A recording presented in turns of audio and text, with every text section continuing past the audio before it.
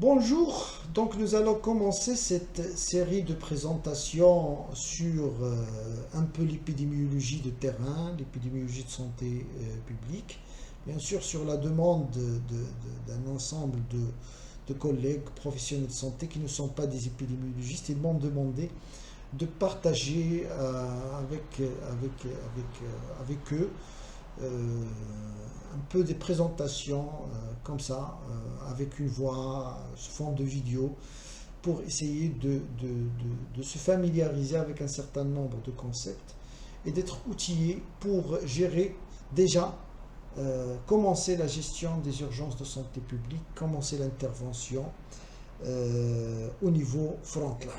Et donc on va commencer cette première présentation par quelques concepts de base pour comprendre, avant de gérer quelque chose, il faut savoir déjà qu'est-ce que c'est que cette chose. Et donc, bismillah ala barakatillah. Commencer premièrement par quelque chose d'important, c'est le concept d'épidémiologie de terrain.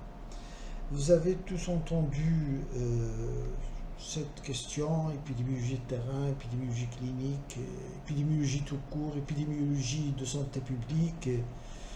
Donc finalement, il y a, c'est de l'épidémiologie en tout cas, mais il y a certaines spécificités de l'épidémiologie de terrain qui en fait on peut définir de façon très simple l'épidémiologie de terrain comme étant une science et un métier. C'est en fait, vous savez que dans le domaine scientifique, il y a ce qui est science pure, science dure, on peut l'appeler comme ça. Exemple, les maths. Il n'y a pas une profession qui s'appelle mathématicien. Un professeur de maths, un ingénieur, mathématicien, etc. Mais profession comme ça, mathématicien, ça n'existe pas. Les maths sont des sciences. La médecine, au contraire, bon, pas vraiment au contraire, est à la fois une science, c'est la médecine, c'est une science, mais également un métier, c'est une profession. Et donc, finalement, l'épidémiologie de terrain, c'est une application d'un ensemble de concepts. Cela veut dire que les gens ils connaissent ces concepts, ces méthodes et ces outils. Comme, bon, c'est une définition que j'ai adorée de l'Institut national de santé publique de Québec, c'est une application d'un ensemble de concepts, donc on est toujours dans l'application. Et d'outils pour détecter les problèmes de santé imprévus, lesquels exigent une intervention rapide en raison de leur gravité, leur ampleur, leur impact négatif envers, bien sûr, la population touchée. Et vous voyez ici que l'épidémiologie de terrain est vraiment très liée aux urgences de santé publique. C'est comme si l'épidémiologie de terrain, son domaine d'action, c'est les urgences de santé publique, c'est tout ce qui est urgent, c'est tout ce qui est maladie épidémique, ou bien autre urgence de santé publique. S'éloigner un peu de tout ce qui est froid, santé, maladies non transmissibles, santé reproductive, etc. Et donc l'épidémiologie de terrain se situe au centre de l'action, comme son travail bien souvent sans hypothèse claire. Alors, un épidémiologiste de terrain, c'est quoi son métier exactement? Qu'est-ce qu'il doit faire exactement? Qu'est-ce qu'il doit être capable de faire? Un épidémiologiste de terrain, il doit être capable d'assurer la surveillance épidémiologique et la veille sanitaire. On va revenir dans d'autres présentations sur ces concepts et sur ce système de surveillance épidémiologique et veille sanitaire. Deuxième capacité et deuxième fonction et deuxième mission d'un épidémiologiste de terrain, c'est l'évaluation des risques et la cartographie des risques. La troisième mission, c'est l'investigation épidémiologique de terrain. Il doit être outillé, capable de mener une investigation épidémiologique de terrain dans le bon niveau. Également, il doit être capable de riposter aux épidémies ou bien à des maladies à potentiel épidémique. Il doit être capable d'évaluer les actions de santé publique en termes d'impact, bien sûr. Impact, ce n'est pas une évaluation économique ou bien sociale, mais c'est une évaluation d'impact des actions sur la santé de la population. L'épidémiologiste de terrain doit être capable de mener des enquêtes et des études de terrain, ce qu'on appelle la recherche-action. On va revenir sur ça par la suite. Et également, il doit être capable de communiquer sur et autour des risques. Donc voilà les 7 fonctions essentielles d'un épidémiologiste de terrain. Alors, ce concept d'urgence de santé publique, qu'est-ce que c'est qu'exactement une urgence de santé publique? Il faut dire qu'il n'y a pas une définition vraiment standard et unifiée à l'échelon international, mais il y a il y a en fait plusieurs définitions. Alors, ça peut être une menace imminente à la santé de la population. Ça veut dire que ce n'est pas toujours quelque chose de survenu, d'existant. Ça peut être une menace. Exemple, par exemple, en 2014, il y a eu une urgence santé publique au Maroc liée à Ebola, alors qu'Ebola n'a pas été détecté chez nous, mais tout simplement parce que il y a eu une grande épidémie. C'est l'une des grandes épidémies d'Ebola en Afrique, dans 3 pays africains. Et donc, tous les pays du monde ont mis en place un certain nombre de mesures et ils se sont considérés dans un état d'urgence santé parce que le risque d'introduction d'Ebola sur le territoire national et de propagation mondiale a été jugé modéré, élevé, selon les pays. Donc ça, c'est quelque chose de menace, c'est quelque chose qui n'a pas encore existé. Deuxièmement, une urgence de santé publique, ça peut être un événement réel qui implique une incidence accrue de maladies ou de décès. Ça veut dire beaucoup de malades, beaucoup de décès, beaucoup de cas graves. Et bien sûr, une urgence de santé publique nécessite toujours des mesures spéciales pour réduire son impact. Voilà un tout petit peu si on veut simplifier la définition d'une urgence de santé publique. Alors là, on peut les classer en 2 catégories. Une urgence majeure, graves conséquences, exigeant des mesures inhabituelles. L'exemple type, c'est la covidose, mais également choléra, ça peut être Ebola, ça peut être autre chose. Oui, il y a également les urgences de santé publique mineures qui sont limitées à une aire géographique donnée, une atteinte limitée de personnes, des conséquences minimes, une intervention locale suffisante. Et ce sont des choses habituelles qui surviennent de temps à autre. Par exemple, l'épisode de TIAC, de toxi-infection alimentaire collective, c'est une urgence de santé publique, mais elle est mineure.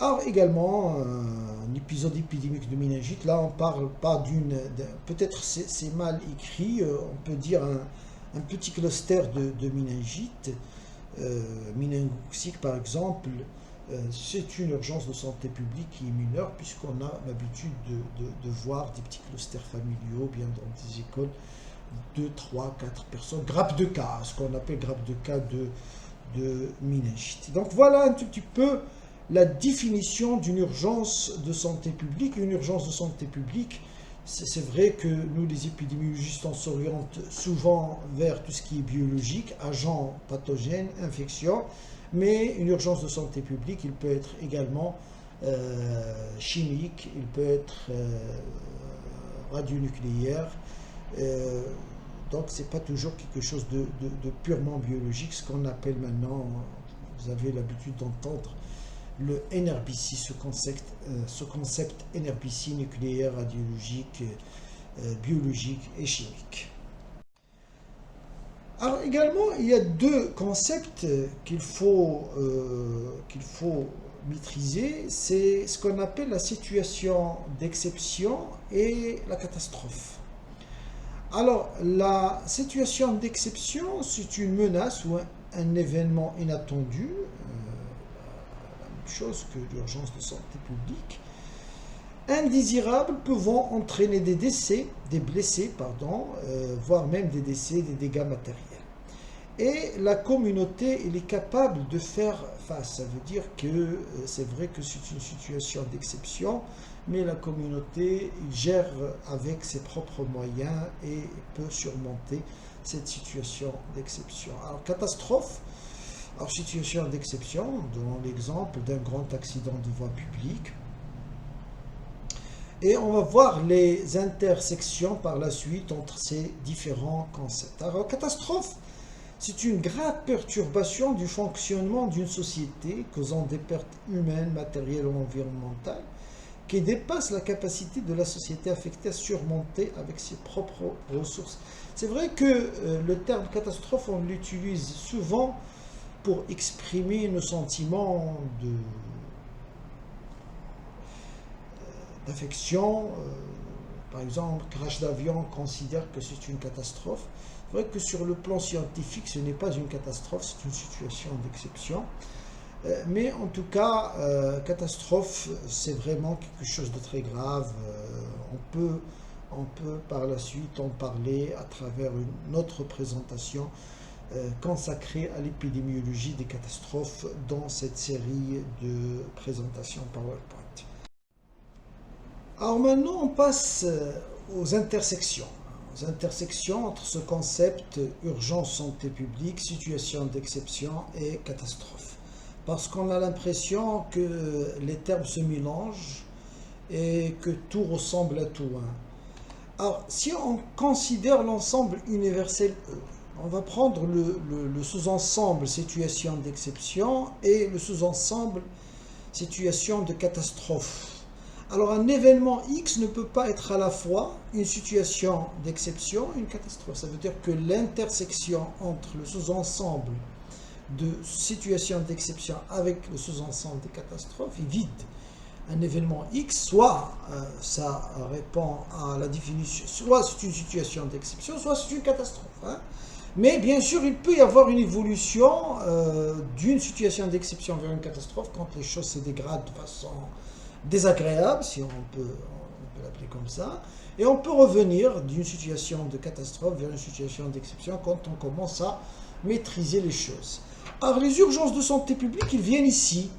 Ils viennent ici au milieu, pas au milieu, mais juste pour schématiser. Et là, des intersections avec les situations d'exception et des urgences de santé publique. Alors, la première avec les catastrophes. Alors, la première intersection, c'est une urgence de santé publique qui constitue une situation d'exception, ou bien une situation d'exception qui est liée à une urgence de santé publique. Exemple type, la Covid-19. La Covid-19 est une situation d'exception au Maroc. Ce n'est pas une catastrophe, on n'est pas arrivé à la catastrophe comme un certain nombre de pays. C'est vrai qu'on a eu beaucoup de décès, mais jusqu'à maintenant, on a pu surmonter et on a pu gérer la Covidose avec beaucoup de succès. Donc c'était une situation d'exception liée à une urgence de santé publique. Alors deuxièmement, la deuxième cas de figure, c'est le B, c'est l'intersection entre urgence de santé publique et catastrophe. Ça veut dire que c'est une catastrophe liée à une urgence de santé publique. Par exemple, on se souvient dans l'histoire, les grandes épidémies de choléra qui ont tué des milliers de personnes, les grandes épidémies de la peste. Également, le Covid-19, certains pays, à un certain moment, ils étaient vraiment dans une situation de catastrophe parce que tout le pays a été vraiment bouleversé par la Covid-19 puisqu'il y a eu une sous-estimation du danger et donc ils se sont retrouvés dans une situation catastrophique. Alors le A et le B, ils constituent ce qu'on appelle l'urgence de santé publique majeure. Maintenant, on peut avoir une urgence de santé publique qui nie ni situation d'exception, ni catastrophe. Exemple, comme on a dit, une TIAC, bien sûr, on ne parle pas d'une grande TIAC à grande échelle, mais une TIAC limitée, habituelle, ou bien un grappe de méningite, ou bien quelque chose de maîtrisé, une petite épidémie de varicelle, etc. Ce sont des urgences de santé publique mineures. C'est le PI. C'est le PI. Ça veut dire que c'est uniquement une urgence de santé publique. C'est vrai, mais ce n'est ni situation d'exception, ni catastrophe. Alors maintenant, il peut y avoir des situations d'exception qui ne sont pas liées à une urgence de santé publique, un accident de voie publique, c'est une situation. Grand accident, bien sûr, un grand événement. ou bien crash d'avion, c'est une situation d'exception qui n'est pas liée à une urgence de santé publique. Également, il y a une catastrophe qui n'est pas liée vraiment à une urgence de santé publique, par exemple tremblement de terre, c'est une catastrophe naturelle qui n'est pas liée. Maintenant, est-ce qu'il y a ce X, est-ce que ça existe quelque chose dans la vie réelle? X, ça veut dire une catastrophe qui n'a pas de lien avec une urgence de santé publique. On sait pertinemment que toutes les catastrophes, ce que j'ai pu lire, c'est que les vraies catastrophes, toutes les vraies catastrophes, s'accompagnent toujours d'une urgence de santé publique, d'épidémie, parce que l'infrastructure est détruite, les prestations sanitaires, y compris bien sûr les infrastructures sanitaires, les prestations sanitaires s'arrêtent, la dégradation des mesures d'hygiène, les déplacements de la population, les rassemblements sont tous des éléments favorables à l'émergence d'épidémies et d'urgences de santé publique. Donc vraiment, est-ce qu'il y a le X? C'est une question, à ma connaissance, n'existe pas. Et donc voilà un tout petit peu ce cadre logique, bon, c'est pas cadre logique, mais ce schéma qu'on propose pour ces différentes intersections. C'est quelque chose qu'on a développé en 2019. Alors maintenant, la gestion des urgences de santé publique. Alors vous savez que quand on entend ce terme de gestion, on va vers tout ce qui est administratif. Ici, pour nous, les épidémiologistes, quand on parle de gérer les urgences de santé publique, ce n'est pas la gestion administrative, ressources humaines, financières, équipement, maintenance, c'est pas ça.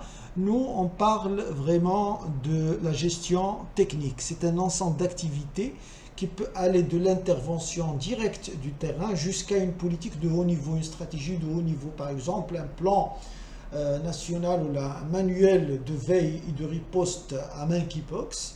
Voilà, ça c'est vraiment à l'échelon à haut niveau. Et puis l'opérationnalisation au niveau de terrain et les actions de terrain, tout ça est entre les deux, entre le niveau frontline et le niveau stratégique, toutes les étapes d'opérationnalisation d'un plan.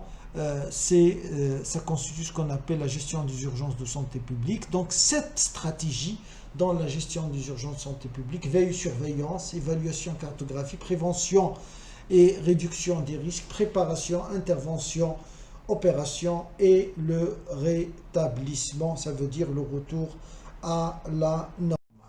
Voilà, on arrive à la fin de cette présentation, bref, sur une introduction juste pour un peu connaître cette question de gestion des urgences de santé publique. Bien sûr, c'est une présentation qui sera suivie par d'autres présentations. Merci beaucoup.